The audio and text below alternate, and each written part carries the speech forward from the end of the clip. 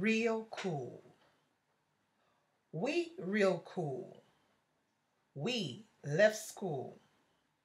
We lurk late. We strike straight. We sing sin. We thin grin. We jazz June.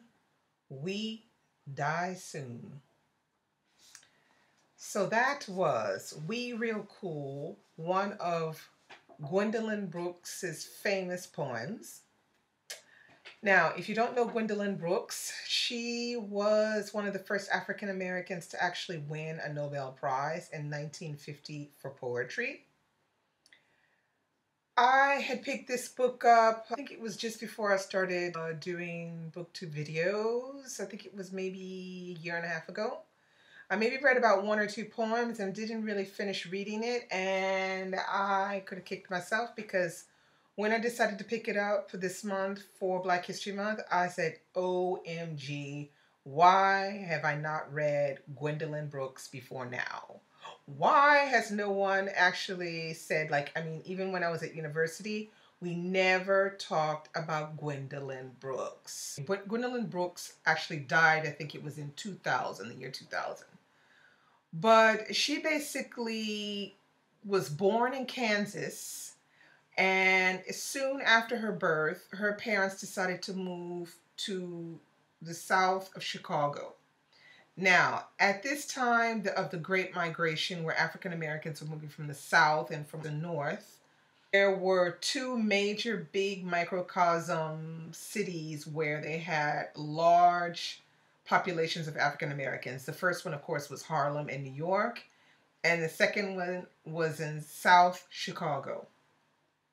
So Gwendolyn Brooks lived in a place, I think it's called Bronzeville, something like that. That's where she basically grew up.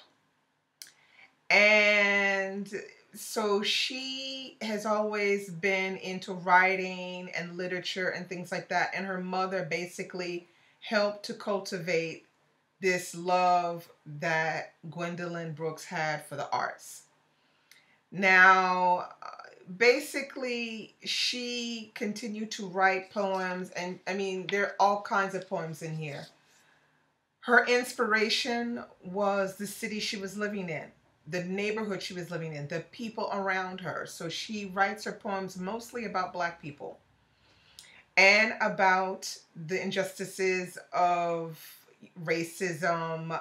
She even writes about the Black soldiers in World War II going to free the Jews in concentration camps, but at the same time being put in the back part of the train while, the German prisoners were up front. So she writes about lots of things like that. She writes about, life, what it was like for an African American in the 50s and the 60s. The thing that is interesting about Gwendolyn Brooks' poetry is that she uses all kinds of techniques when she writes poems. She uses all kinds of language, as you heard in the one We Real Cool.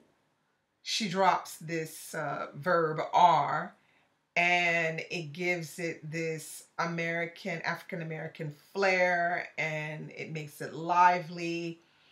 And, she's very good with alliteration. She's very good with sonnets. She basically writes a little bit of everything, but what she does is it has a life to it, a very special life that poetry doesn't always have sometimes.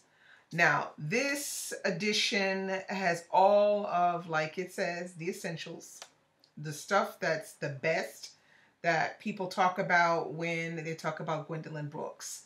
Now, this edition is called the Library of America edition, and it is hardback. It has this beautiful kind of green cover. The front of the book, it's Gwendolyn Brooks when she's young, and the back is Gwendolyn Brooks a bit older.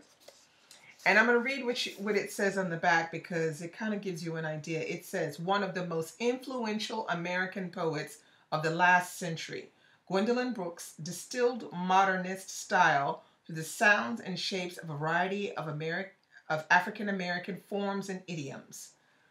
Poet Elizabeth Alexander presents a sweeping selection of Brooks' poetry that moves from her earliest works, including many of her important World War II poems, through the social and aesthetic upheavals of the 1960s up to her death in 2000. Now, the introduction of this book is extremely interesting because you get a sort of inside bird's eye view of Gwendolyn Brooks' life, and you can see that she, was hanging out with all of those writers and poets that we know so well, and her life was filled with lots of parties and socializing with other literary greats, and the Harlem Renaissance and all of that stuff. If I had to say, maybe if you don't want to read the entire book, I would say go and look up Gwendolyn Brooks on the internet. You could probably find some of her poems here or there to read them, to see what they're like. But if you're interested in poetry and you want to read something by an African American woman at that, I would say definitely pick this one up. Now, she did write one book which was called Maud Martha. And Maud Martha, she published it as a novel. And she did that basically because she hoped that it would, she would earn more money with it being published or being marketed as a novel. Now, I'm not really sure if it really is a novel or if it's kind of a mix of novel and poetry or something like that, but I'm hoping one day to get a sneak peek at Maud Martha to see what it is like. But I thoroughly enjoyed this. I gave it 4 out of 5 stars. I would have given it 4.5 out of stars.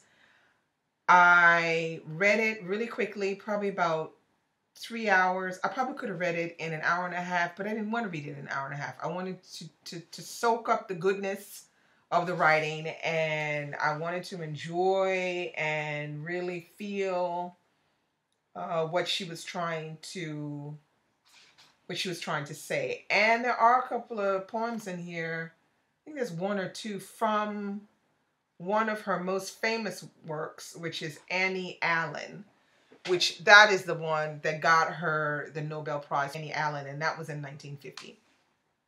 So if you're into Pulitzer Prize winners, here you go. Check this one out. If you're into poetry, check this one out.